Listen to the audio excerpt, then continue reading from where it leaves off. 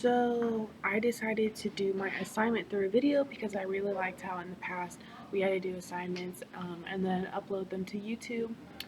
It's especially helpful with very long chapters like the urinary system. So again, I just like this. However, to begin with, I really just want to break down how the kidneys work because it's a very in-depth process. So, kidneys as a whole, their main job is to facilitate waste excretion, regulate blood volume, regulate blood pressure, regulate blood pH, electrolytes, and metabolites. So, fluids go to the kidneys to be filtered and then travel down the ureters to the bladder and are eventually voided.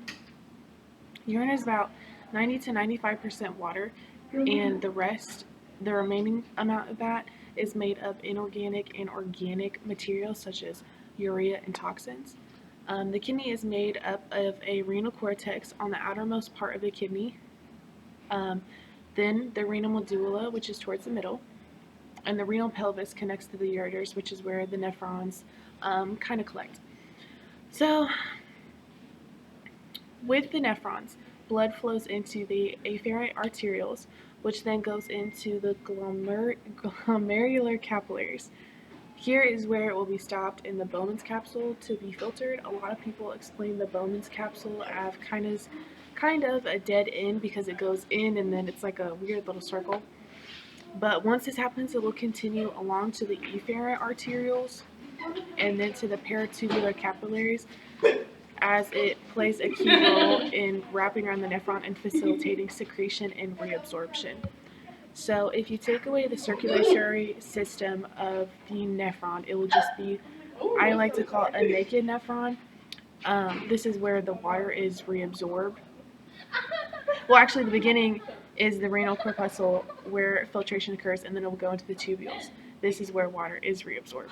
So the descending limb of loop of Henle absorbs water, and a ascending absorbs sodium chloride. So the farther you go down the loop of Henle, um, the more sodium that will be absorbed. So it's just kind of an interesting thing. And then the last step of the nephron is to go into the collecting duct to be pushed into the middle of the kidney, and then it'll go ahead and like filter around and then go down from the kidneys to the ureters to the bladder, and then eventually out the urethra where it will be voided. So having a healthy urinary system is very important because a lot can go wrong.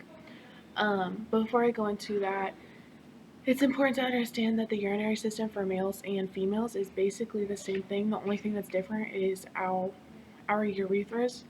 As in females, our urethras are a lot shorter, which is why we are more susceptible to UTIs. So this is really important for women to know, as wearing the certain kind of underwear, not having normal pH, not showering after you work out, not peeing after sex. All these can affect your system and cause you to have a UTI, which is pretty painful and it can burn.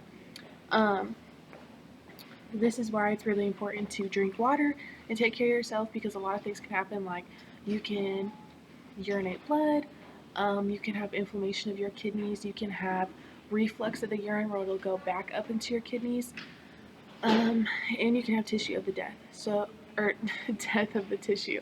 So a lot of things can go wrong, which is why some interventions like Lasix or catheters will be used to help. But at the end of the day, it's just really important to monitor how much you're drinking and just check on how everything looks.